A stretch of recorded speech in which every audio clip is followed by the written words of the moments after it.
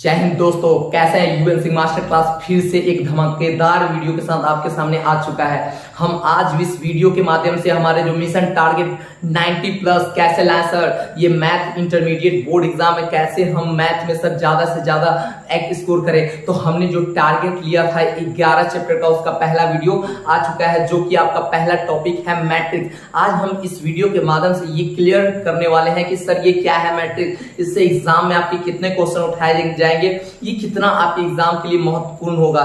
तो दोस्तों अगर हम बात करें सर ये मैट्रिक्स क्या होती है, तो याद रखिएगा जब हम संख्याओं यानी नंबर्स को रेक्टेंगुलर फॉर्म में लिखते हैं। कैसे लिखते हैं? रेक्टेंगुलर फॉर्म में, यानी जब हम संख्याओं को आयताकार रूप से लिखते हैं ना, तो जो हमें संरचना प्राप्त होती है, जो हमें शेप प्राप्त होती है ना, उसी को क्या बोलते हैं? मैट्रिक्स होता है। यानी आप कह सकते हो कि सर संख्याओं के आयताकार निश्चित संरचना, मेरी बात समझिएगा, संख्याओं के आयताकार निश्चित संरचना को हम क्या बोलते हैं? मैट्रिक्स कहते हैं, जिसको हम लोग क्या जानते हैं? आव्यूह कहते हैं। यहां ध्यान दीजिएगा, लिखा हुआ है the rectangular form of a number, the rectangular form of numbers are called matrix। तो बात हुई सर, ये तो समझ गए sir, rectangular form of number यानी संख्याओं का आयताकार संरचना क्या कहलाता है? मैट्रिक्स कहलाता है। सर तो ये मैट्रिक्स को आखिरकार हम कैसे पहचानेंगे सर कि ये मैट्रिक्स है कि क्या नहीं है? तो याद रखिएगा मैट्रिक्स को सर हम दो चीजों से डिनोट करते हैं। पहला ये हमारा ये बड़ी ब्रैकेट और उसके बाद ये छोटी ब्रैकेट के द्वारा हम मैट्रिक्स को डिनोट करते हैं। तो हमारा क्वेश्चन आएगा सर कि मैट्रिक्स के भी क्या पार्ट होते हैं सर? तो हमने कहा हाँ, मैट्रिक्स के पार्ट होते हैं। मैट्रिक्स जो बने होते हैं वो दो चीजों से मिलकर बने होते हैं। जो पहला होता है उसे रो बोलते हैं और दूसरा जो होता है उसे कॉलम बोलते हैं। रो जिसे आप पंक्ति के रूप में जानते हैं, कॉलम जिसको आप स्तंभ के रूप में जानते हैं। यानी यहां से देखिएगा मैट्रिक्स जो होता है दो चीजों से मिलकर बना है। पहला आपका रो हो गया और दूसरा क्या हो गया? कॉलम हो गया। रो जिसको आप क्या जानते हो? Horizontal line. याद रखिएगा हॉरिजॉन्टल लाइन यानी क्षैतिज दिशा में जो रेखा रहेगी उसको हम क्या बोलते हैं? रो।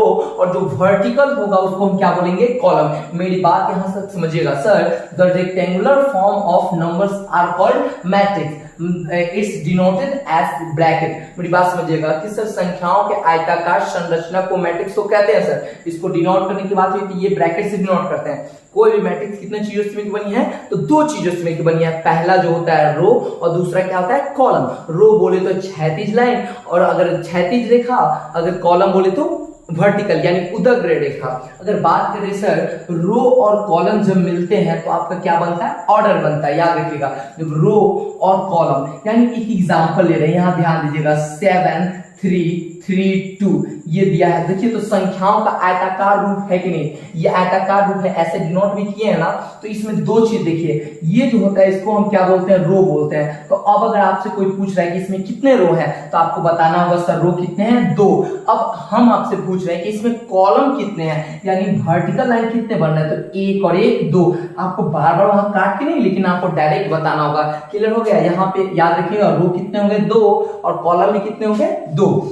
फिर से आपसे क्वेश्चन पूछ रहे हैं 7 3 3 2 1 6। बताइए संख्याओं का आयताकार रूप है कि नहीं? हाँ सर, सही बात कर रहे थे सर, संख्याओं का आयताकार रूप है सर। तो फिर हमने बोला क्या कि मैट्रिक्स जो होता है कितने चीजों से मिलकर बना है? तो दो चीजों से मिलकर बना है। पहला रो हो गया और दूसरा क्या हो गया? कॉलम। तो अब रो किसको बोलते हैं सर? तो जो हॉरिजॉन्टल लाइन होता है, ये लाइन होता है उसको क्या बोलते हैं? रो।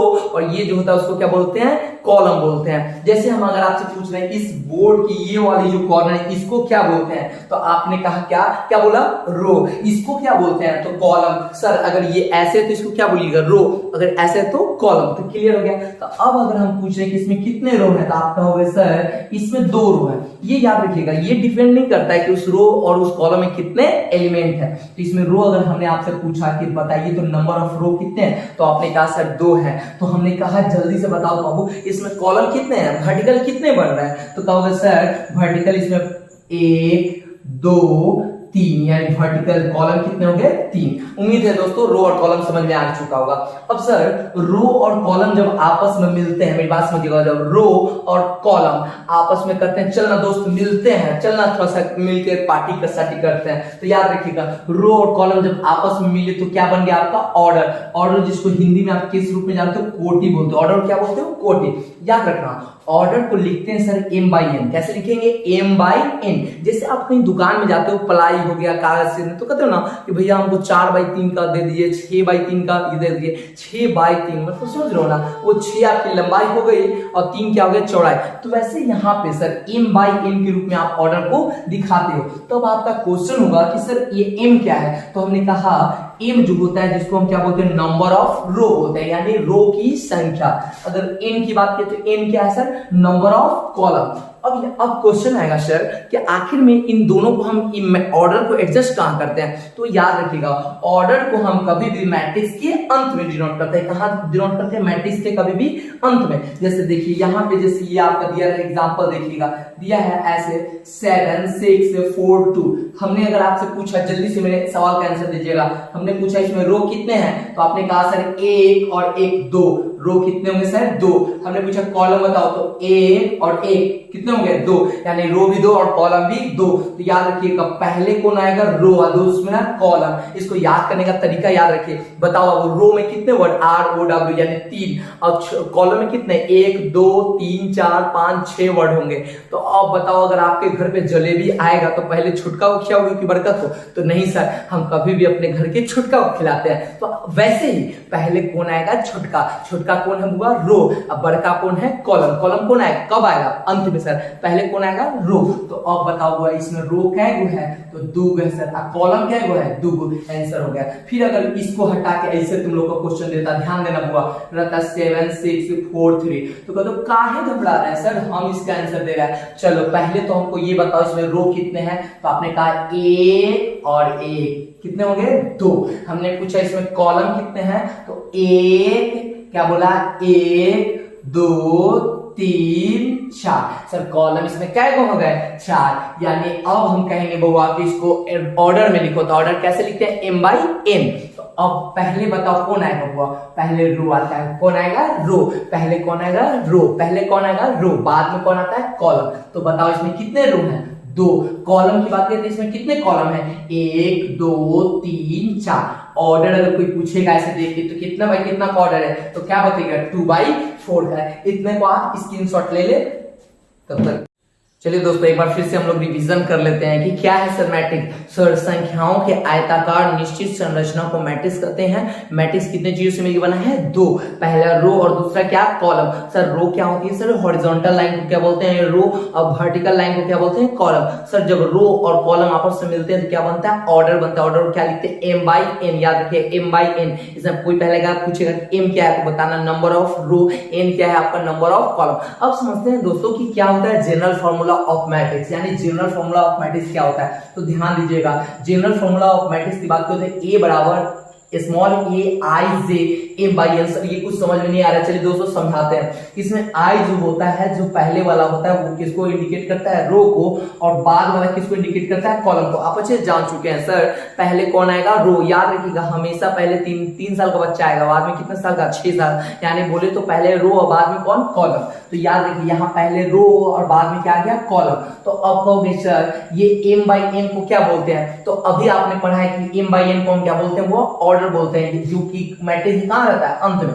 इसको समझते हैं सर, ये क्या है, ये बताना क्या चाहता है। जैसे आपको अगर कह दे कि कोई मैट्रिक्स में 1 2, पहले इसको हम बताने के लिए इसका मान अगर निकालना, तो सबसे पहले आपसे कुछ पूछना चाहते हैं हमको। दोस्तों आप ये बताइएगा कि ये कोई मैट्रिक्स है। चलिए सर मान लिया मैट्रिक्स है मैट्रिक्स तो है। हमने पूछा कि इसमें जल्दी से आप बताओ तो कितने रो है। तो सर टेंशन क्यों लेते हैं, अभी बताते हैं सर। पहला रो, दूसरा रो और ये कौन सा रो? तीसरा रो। यानी रो कितने होंगे सर? 3 हो गए। अब हमने पूछा आपसे कि इसमें बताइए कॉलम कितने होंगे, तो आपने बोला सर 1 2 और 1 क्या? 3। यानी कॉलम भी कितने होंगे सर? 3। तो हमने पूछा कि जल्दी से बउआ बताइए इसका ऑर्डर क्या होगा। सर पहले कौन आता है सर? याद के लिए पहले कौन आएगा? रो आएगा। रो यानी 3। कॉलम कितना है सर? 3। यानी ऑर्डर कितना हो गया? वो 3/3। चलिए इतना तो क्लियर है। अब आपसे एग्जाम में छोटा क्वेश्चन पूछता है कि क्या बताओ A12 का मान क्या होगा। तो चलो पहले पढ़ना सीखते हैं। पढ़ने का तरीका जान लो। A12 का मतलब होता है फर्स्ट रो सेकंड कॉलम। मेरी बात समझिएगा, फर्स्ट रो सेकंड कॉलम। अगर A13 लिखा मिले यानी पहला रो तीसरा कॉलम। अगर A21 रहे तो दूसरा रो पहला कॉलम। याद रखिए पहले कौन आएगा रो, बाद में कौन आएगा कॉलम। अगर 3 2 दे रहे हैं तो यानी तीसरा रो और दूसरा कॉलम। तो अब दोस्तों यहाँ पे ये समझना है हुआ कि इसका मान कैसे निकालते हैं सर, हमारा क्वेश्चन है सर। तो हमने कहा पहला रो दूसरा कॉलम ना, तो आप किस रो में घुसोगे। हम बोले का जाना है तुमको छपरा, निकल जाओगे पटना, ऐसा मत करना। यानी पहला रो में घुसना है। कौन रो में घुसना है, वो पहला रो। पहला रो कौन है, ई वाला है ना। अब पहला रो कौन सा कॉलम हुआ, दूसरा। तो दूसरा पे चल जाओ, 1 और 2, दूसरा नंबर कौन है, तो आंसर कितना हो जाएगा, वो 5 हो जाएगा। तुमसे कोई पूछ रहा है पहला रो तीसरा कॉलम, फिर कौन रो में घुसेगा, तो सर पहले रो में ना घुसेगा। हाँ पहला रो में बताओ, तो पहला रो में घुस गए, कौन कॉलम है, तीसरा कॉलम। यानी 1 2 3, आंसर कितना हो गया 4। कोई पूछ रहा है दूसरा रो और पहला कॉलम बताओ, तो सर अब किस में घुसेंगे, दूसरा रो में। किसमें, दूसरा रो में। अब पहला कॉलम कौन है सर, तो पहला कॉलम तो 3 निकल गया। हाँ दोस्तों, तो आंसर कितना हो गया 3। तो इसका आंसर 832 क्या होगा, इसका आंसर तुम कमेंट में दे देना नीचे, ठीक है। इसको छोड़ना मत। चलो तुमको फिर क्वेश्चन देते हैं, एग्जांपल दूसरा देखो। तो सबसे पहले ये दिया हुआ है 7 3 2 1 3 2, जा छोटा पड़ गया ना, थोड़ा सा बड़ा कर लेते हैं। पहले बताओ इसमें, अगर हम तुमसे पहले पूछते हैं बताओ, तो पहले इसमें क्या क्या पूछ सकता है एग्जाम में, ध्यान देना। पहले पूछेगा रो इसमें कितने हैं, तो क्या रो होगा बताओ। तो 1 2 और 3, कितने रो हो गए 3। हमने पूछा कॉलम इसमें कितने होंगे, तो बताओ कॉलम कितने हैं, तो 1 और 1 कितना 2।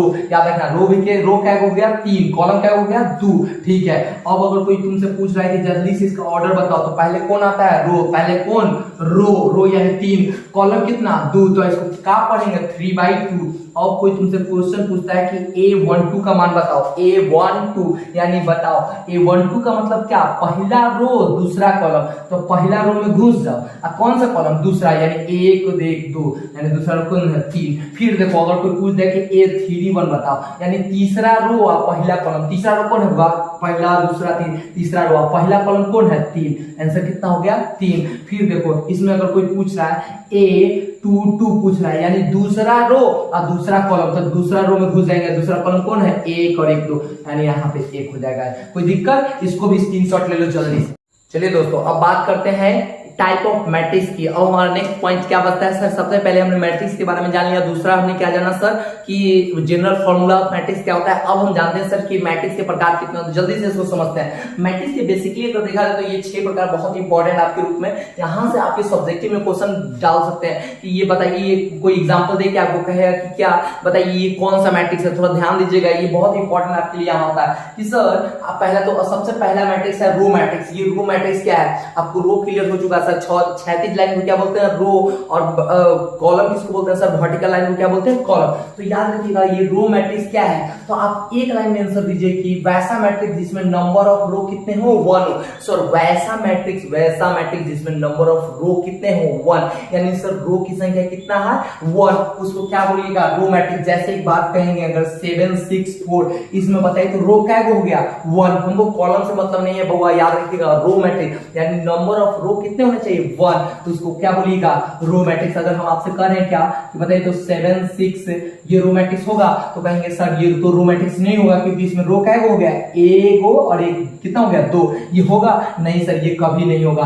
अब बात करते हैं सर पहला क्लियर, दूसरा नंबर चलते हैं सर कॉलम मैट्रिक्स होता क्या है। तो वैसा मैट्रिक्स सुनना होगा, वैसा मैट्रिक्स जिसमें कॉलम की संख्या, कॉलम यानी वर्टिकल जो लाइन है उसकी संख्या केवल 1 हो, उसको आप क्या बोलोगे कॉलम मैट्रिक्स। तो कहोगे हाँ सर समझ में आ गया, तो इसमें बताइए तो कॉलम क्या है 1 है, कॉलम क्या है सर 1, तो इसको हम क्या बोलेंगे कॉलम मैट्रिक्स। जैसे अगर तुमसे हम पूछ रहे हैं 7 6 4 2 बताइए कॉलम मैट्रिक्स होगा, तो कहा कि नहीं सर इसमें कॉलम कितने होंगे, तो कॉलम इसमें 1 और 1 कितने 2, ये नहीं होंगे। लेकिन हमने कह दिया हुआ 6 5 4 बताओ ये कॉलम मैट्रिक्स होंगे, तो कहा हाँ सर ये होंगे क्योंकि इसमें नंबर ऑफ कॉलम कितने हैं 1 है। थैंक यू, इतना क्लियर हो चुका है दोस्तों। चलो अब समझते हैं सर ये स्क्वायर मैट्रिक्स होता क्या है। हमारा पॉइंट कहता है स्क्वायर मैट्रिक्स, जिसको वर्ग आव्यूह भी हम कहते हैं। तो याद रखना ये बहुत इंपॉर्टेंट आपके एग्जाम के लिए, यहाँ से एक ऑब्जेक्टिव क्वेश्चन डालेगा, ये मेरी गारंटी है। तो याद रखिए स्क्वायर मैट्रिक्स होता क्या है, तो वैसा मैट्रिक्स जिसमें m बराबर n हो।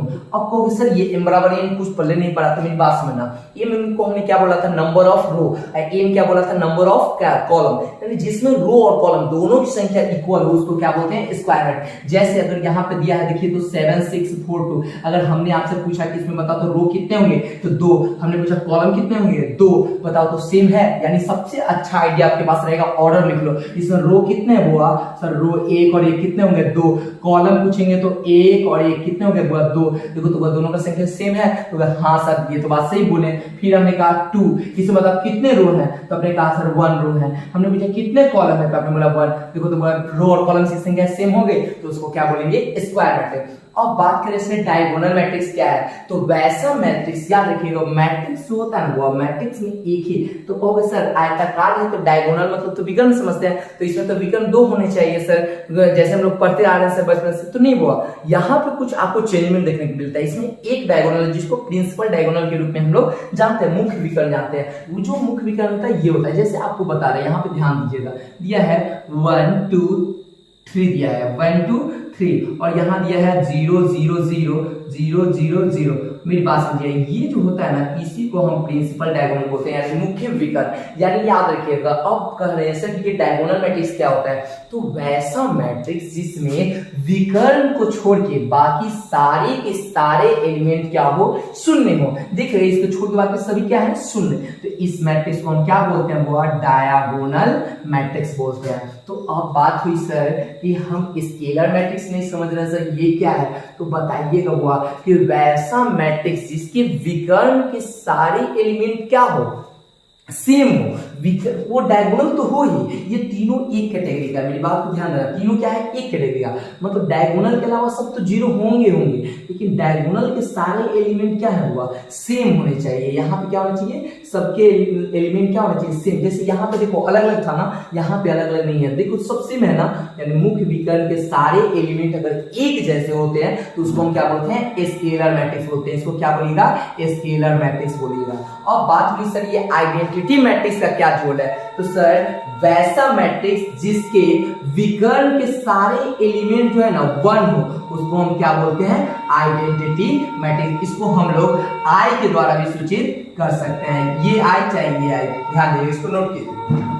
हाँ तो दोस्तों अब हम नेक्स्ट टॉपिक की ओर आगे बढ़ते हुए, जैसे हमने सबसे पहले क्या पढ़ा कि सर ये मैट्रिक्स क्या है, इसको क्लियर कर लिया। दूसरा हमने क्या पढ़ा सर कि ये मैट्रिक्स का जनरल फॉर्मूला क्या होता है। तीसरा हमने क्या पढ़ा सर, टाइप ऑफ मैट्रिक्स पढ़ लिया। अब हमको पढ़ना है sir addition, subtraction and multiplication of matrix, कि कैसे हम मैट्रिक्स को जोड़ते हैं सर, कैसे घटाते हैं और कैसे गुणा करते हैं। तो इसके लिए एक ही बात को आपको ध्यान देना है कि अगर जोड़ना और घटाना है तो आपको ऑर्डर क्या होना चाहिए, सेम होना चाहिए, यानी जितना रो होना चाहिए उतना ही कॉलम, और जितना कॉलम जितना रो उतना ही रो, जितना कॉलम उतना ही कॉलम। मेरी बात याद रखिएगा, जैसे यहाँ पे हमने ये सवाल की बात की है एग्जांपल की, तो एक बात बताइए, इसका ऑर्डर पहले निकालिए, तो ऑर्डर निकालने आ गया है ना, कितने रो है इसमें, तो 2 रो है सर। कॉलम कितने हैं, तो कॉलम भी 2 है सर। इसका ऑर्डर बताइए, इसमें कितने रो है, तो सर रो 2 है, और कॉलम कितने हैं, 1। बताइए तो ये दोनों सेम है, तो आपने कहा कि सर सेम तो नहीं है, तो हमने कहा कि सर इसका जोड़ पॉसिबल नहीं है। मेरी बात समझिए, अगर यहाँ पे दिया रहता 6 और 2 दिया रहता, आप प्लस यहाँ 4 रहता, जोड़ पॉसिबल है,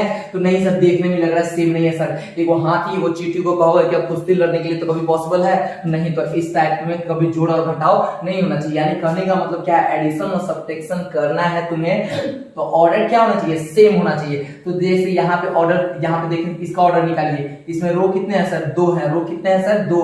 कॉलम की बात करें तो इसमें कॉलम कितने होंगे, 3 कॉलम हो गए। इसमें भी कितने रो है, तो इसमें भी सर रो 2 है, कॉलम कितने हैं सर, 3। देखिए तो ऑर्डर 2/3 सेम आ गया। तो अब बात करें से इसको जोड़ते कैसे हैं, तो इसको जोड़िए, पहले को पहले के साथ, दूसरे को दूसरे के साथ, तीसरे को तीसरे का, ऐसे ही आगे बढ़ेंगे। यानी 6 8 कितना हो गया, 14 हो गया सर। कितना हो गया, 14। यानी 4 और 4 कितना हो गया, 8 हो गया सर। अगर बात करें 6 और 3 की, तो 6 और 3 कितना हो गया, 9। 7 और 2 9, 3 और 1 4, और 2 और 9 11। ऐसे ही हम जोड़ को क्लियर कर देते हैं, कोई दिक्कत दोस्तों, यही याद रखिएगा, जोड़ और घटाव करना तो ऑर्डर क्या होना चाहिए, सेम होना चाहिए। जैसे इसका ऑर्डर देखने में सेम लग रहा है, इसको घटा दीजिए, आप घटा तो लोगे, 6 में से 2 गया 4 हो गया, 2 में से 1 गया 1 हो गया, 4 में से 3 गया 1, और 2 में से 2 गया 0, आंसर हो गया। इसका भी घटाने आ जाएगा, बताइए तो 3 में से 6 गया तो -3 सर, और 2 में से 4 गया तो -2 सर। आंसर कीजिए सर, जल्दी से आंसर बताइए। तो अगर यहाँ 7 6 4 2 3 1 9 2 1 दिया है, और इधर आपको दिया है 6 1 4 2 3 1 1 3 1। अब इसका आंसर आप दे सकते हो? तो हाँ, क्यों नहीं दे सकते, एकदम आसान है सर, दीजिए ना। ऑर्डर सेम है ना सर? हाँ, ऑर्डर तो सेम लग रहा है सर। तो पहले को पहले से घटेगा ना, 7 में से 6 गया 1, 6 में से 1 गया 5, 3 में से 1 गया 2, 4 में से 4 गया 0, और 2 में से 2 गया 0, 1 में से 3 गया -2, 9 में से 3 गया 6, 2 में से 1 गया 1, और 1 में से 1 गया 0। यही आपका मैट्रिकुलेशन का जोड़ एंड घटाव क्लियर हो गया। अब हमारा नेक्स्ट टॉपिक है गुना। पहले इसको आप जल्दी से नोट करते हुए चलो दोस्तों, क्योंकि ये बहुत इंपॉर्टेंट है दोस्तों। अगर कुछ करना तो रियलिटी मेहनत तो करना पड़ेगा, और मेहनत आप कर रहे हो तो आपके लिए हम भी करने के लिए यहाँ पे तैयार है, चाहे कुछ भी हो जाए। सर हम लोग को नंबर के लिए पढ़ाई नहीं करना है, हमको एक ऐसे एग्जाम में जाने पर हमें ऐसा ना लगे कि हमने ये कल ये पढ़ा होता तो कैसा रहता, वो दिन देखने से अच्छा है कि अभी क्यों ना हम लोग पढ़ ले। इसलिए नोट करते चलिए दोस्तों। चलिए दोस्तों, अब बारी आ चुकी है कि अब हम लोग मैट्रिक्स का जोड़ और घटाव सीखने के बाद अब कैसे सर ये मैट्रिकुलेशन मैट्रिक्स के अंतर्गत कैसे सर हम इसका गुना करते हैं, यानी जिसको हमने बोला था मल्टीप्लीकेशन ऑफ मैट्रिक्स। आखिरकार इसका क्या झोल है सर, कैसे हम मैट्रिक्स को गुना करते हैं? तो यह याद रखिएगा कि जो मैट्रिक्स का गुना होता है वो दो टाइप का होता है। पहला जो गुना होता है जिसको आप बोलते हो स्केलर, और दूसरा बोलते हो मैट्रिक्स टू मैट्रिक्स। अब आपको समझाते हैं ये दोनों गुना कितना है। आपको यहां से सवाल आना है, यहाँ ध्यान दीजिएगा। जैसे स्केलर का एग्जांपल आपको देना है, जैसे a बराबर दिया है आपको 2 1 और 3 1। तो अगर आपको 2a निकालना है, मतलब मेरी बात समझ लो, यहाँ 2 और a के बीच में है क्या है, गुना है। लेकिन यहाँ पे जो गुना है वो उसको आप बोल सकते हो स्केलर प्रोडक्ट, यानी यहाँ 2 से आपको पूरे एक एलिमेंट में गुना करना है। तो करो तो 2 दूना 4, 2 एकम 2, 2 तिया 6 और 2 एकम 2। इस तरह से हम स्केलर का प्रोडक्ट निकालते हैं। फिर 3a निकालना है, यानी 3 से किसमें गुना करना है, a से। तो कीजिए तो 3 दूना 6, 3 एकम 3 और 3 तिया 9, 3 एकम 3। जब इस प्रकार से आप गुना करते हो तो ये आपका कैसा प्रोडक्ट निकलता है, स्केलर प्रोडक्ट। अब बात आ रही है कि कैसे सर हम मैट्रिक्स से मैट्रिक्स को गुना करते हैं। ये आपके लिए बहुत इंपॉर्टेंट मायने रखता है कि क्या कैसे आप सॉल्व करते हो। जैसे आपको यहाँ पे दिया है, तो ध्यान दीजिएगा, 2 1 3 4 5 6 ऐसे दिया हुआ है, और इधर दिया हुआ 1 2 3 4 5 3। आप मेरी बात को समझ चुके होंगे, उम्मीद है समझ रहे होंगे कि यहाँ पे आपने क्या देखा, यहाँ पे किसी एलिमेंट से गुना करना था, बट यहाँ पे मैट्रिक्स से ही मैट्रिक्स को गुना करना है। तो यहाँ आपको बस एक ही बात को ध्यान देना है कि आपको रो से चलना है और कॉलम से क्या करना है, उतरना है। मेरी बात समझिएगा, रो से चलना है और कॉलम से उतरना है। इसके लिए आप कुछ बात को बहुत ध्यान देना बारीकी से, कि हम तब तक रो को चेंज नहीं करते, हम तब तक रो को चेंज नहीं करेंगे जब तक हमारा पूरा कॉलम समाप्त ना हो जाए। ये पहला बात है। क्या बात ध्यान देना है, मेरी बात को सुनिए। सर हम तब तक रो को चेंज नहीं करेंगे जब तक मेरा कॉलम चेंज, पूरा कॉलम कंप्लीट ना हो जाए। और जैसे एक कॉलम कंप्लीट होता है हम थोड़ा सा रिलैक्स लेते हैं। रिलैक्स का मतलब गैप। थोड़ा सा ध्यान दीजिए, यहाँ पे हम समझने की कोशिश करते हैं, आंसर देते हैं। यहाँ ध्यान दीजिएगा, जैसे इसको सॉल्व करते हैं, इसमें किस रो से चलेंगे, पहले रो से चलेंगे। उतरेंगे किस कॉलम से, पहले कॉलम से, मतलब रो से चलना कॉलम से उतरना। इसमें कितने अंक है, 3, 1 2 3, 1 2 3, इसमें भी 3 और इसमें भी 3। तो आपको पहला को पहला से, दूसरे को दूसरे और तीसरे को तीसरे से, चलिए गुना करते हैं। तो 2 एकम 2, क्या लिखिए 2, बीच में क्या प्लस, 1 में 3 से किए तो कितना 3 और प्लस 3 5 15। आराम से आसानी से छोड़ दिए। सर अभी बताइए तो आपने दोनों कॉलम से उतरा, तो कहा कि नहीं सर अभी हमने केवल एक कॉलम से उतरा है। तो चलो ऐसे ही दूसरे कॉलम से उतरते हैं। तो इसमें भी 3 है और इसमें भी अभी कितना है, 3 है सर। पहले को पहले से, दूसरे को दूसरे और तीसरे को तीसरे से। कीजिए यहाँ गुना, 2 दूना 4, बीच में क्या देंगे प्लस। अब एक में किससे करेंगे, 4 से, 1 चौका 4 और प्लस 3 6 18। इस तरीका से पहला रो का काम कंप्लीट हो गया। अब हम रो, पहले रो को छोड़ेंगे। अब किस रो से चलेंगे, सेकेंड रो से। फिर सेकेंड रो से चलेंगे और ऐसे ही कॉलम बाय कॉलम हम उतरेंगे। तो यहाँ 3 एलिमेंट, इसमें कितने 3। तो पहले को पहले से, दूसरे को दूसरे और तीसरे को तीसरे। तो कीजिए 4 एकम 4, बीच में क्या देंगे प्लस, 5 या 15 और प्लस 6 25 30। बताइए एक कॉलम उतरे तो थोड़ा रिलैक्स लीजिएगा ना। रिलैक्स लेने का मतलब गैप देते हैं। अब बताइएगा, इससे रो से चलेंगे और यही कॉलम से उतरेंगे, यानी 4 दूना 8 और प्लस 5 में 4 से कीजिएगा कितना होगा 20 और प्लस 6 में 6 से कीजिएगा तो 36। अंत में आपको करना क्या है दोस्तों, कि इन सभी को क्या कर देना है, आप आसानी से इसको जोड़ सकते हो। 15 3 18 और 2 कितना हो गया 20, 18 4 22 और 4 कितना हो गया 26, 30 और 15 कितना होगा 45, 45 और 4 49, इधर कितना हो गया 36 और 20 46, 46 और 8 कितना हो गया 54। इस तरीके से आप गुणे को सॉल्व करते हैं। मेरी बात को फिर से समझना, सर जोड़ और घटाव तो हम लोग आसानी से सॉल्व कर लिए, गुना सर कितने बड़े टाइप का होता है 2, पहला स्केलर दूसरा मैट्रिक्स टू मैट्रिक्स। स्केलर में आपको कोई मैट्रिक्स दिया रहेगा उसमें कोई अंक से गुना करना रहेगा, जैसे 2 से गुना करना था तो a के सारे एलिमेंट हमने किससे गुना कर दिया 2 से। अब मैट्रिक्स टू मैट्रिक्स में आपको एक ही बात ध्यान देना है कि सर रो से चलना है और कॉलम से उतरना है, और तब तक रो चेंज नहीं करेंगे जब तक हम दोनों कोई भी कॉलम से उतर ना जाए। ऐसे इस तरीके से हम मैट्रिक्स का गुना निकालते हैं। इसकी जल्दी से चलिए, जैसे अभी हमने जोड़ घटाव गुना इसे जैसे ही कंप्लीट किया है, अब हमारा टॉपिक होता है सर कि कैसे हम ट्रांसपोज ऑफ मैट्रिक्स निकालते हैं। कोई मैट्रिक्स अगर दिया रहा है तो उसका हम लोग ट्रांसपोज कितने आसानी से सॉल्व करते हैं। तो बस इसके लिए आपको कुछ ही बातों को ध्यान देना होता है। जो सबसे पहला बात है कि आपका रो जो होता है कॉलम में डाइवर्ट हो जाता है, यानी जो आपका रो रहेगा वो आपको क्या बन जाएगा कॉलम। रो आप जान चुके हैं, जो हॉरिजॉन्टल लाइन होता है उसको क्या बोलते हैं रो, और जो वर्टिकल लाइन होता है उसको क्या बोलते हैं कॉलम। तो यहाँ पे ये क्या में दिए हुए है, ये रो में दिया हुआ है। तो याद रखिए ट्रांसपोज को बेसिकली इंडिकेट करने की अगर बात हुई तो ए डैश या इसको ए के ऊपर टी लिख के भी हम ट्रांसपोज को इंडिकेट करते हैं। जैसे यहाँ दिया हुआ है 2 5 3 का क्या निकालना है ट्रांसपोज, तो यहाँ पे आप रो जो दिया उसको क्या से बदल दोगे कॉलम है, तो कॉलम क्या हो जाएगा 2 5 3, यही आपका आंसर हो गया। जैसे यहाँ पे दिया है 2 5 3 6 2 4, यानी सर एक ही बात आपको ध्यान देना है, ट्रांसपोज निकालने के रो जो होगा किसमें बदल जाएगा कॉलम में। तो यहाँ 2 5 3 है, ये क्या से बदल जाएगा आप बताइए तो कॉलम, यानी क्या हो जाएगा 2 5 3, और ये सेकेंड रो किसमें बदल जाएगा सेकेंड कॉलम में, यानी 6 2 4। सेम इसी तरीके से आपको अगर कोई मैट्रिक्स दे दिया, कितना बड़ा से बड़ा मैट्रिक्स दिया हो, उसका कह दे कि आपको ट्रांसपोज निकालना है, तो बस एक ही बात को ध्यान दीजिएगा, रो जो होता है किसमें चेंज होता है कॉलम में, और कॉलम किसमें रो में। तो यहां जैसे दिया है 5 9 3, ये फर्स्ट रो है किसमें बदल जाएगा कॉलम में सर, तो बताइए आंसर क्या हो जाएगा 5 9 3। सेकंड का क्या हो जाएगा सेकंड रो किसमें सेकंड कॉलम में 3 2 1, और थर्ड रो किसमें बदल जाएगा थर्ड कॉलम, यानी 4 3 2। इस तरीके से आप किसी भी मैट्रिक्स का ट्रांसपोज आसानी से निकाल सकते हैं। इसको जल्दी से आप इसको स्क्रीनशॉट ले लें। अब हम समझते हैं कि सममित और विषम सममित अवयव का क्या लफड़ा है। सर ये कैसे हम निकाल लेते हैं, यहां से आपके एग्जाम में भी पॉसिबल 5 नंबर का मार्क्स कंफर्म है, ध्यान दीजिएगा, कहीं अगर आ जाए तो ऐसा ना हो कि हमसे छूट जाए। ये लास्ट टॉपिक है दोस्तों, जैसे हम लोग शुरू से अंत तक बने रहे हैं इसको भी कंप्लीट करना है दोस्तों बहुत आसानी से। क्या है सर सममित अवयव और क्या है विषम सममित अवयव। अगर कोई मैट्रिक्स आपको सपोज करो कोई मैट्रिक्स आपको ए दिया रहेगा, तो अब आपको कहेगा क्या कि सममित अवयव निकाले, तो कुछ मत करना 1/2 इंटू ए प्लस ए डैश।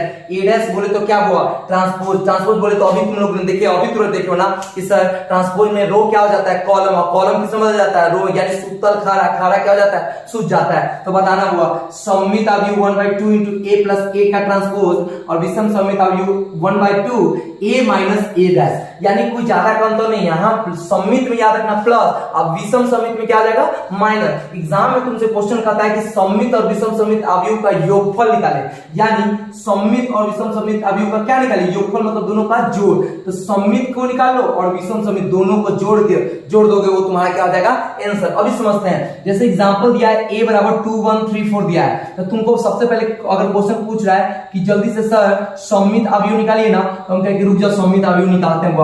फॉर्मूला क्या होता है 1/2 इंटू ए प्लस क्या होता है ए का ट्रांसपोज।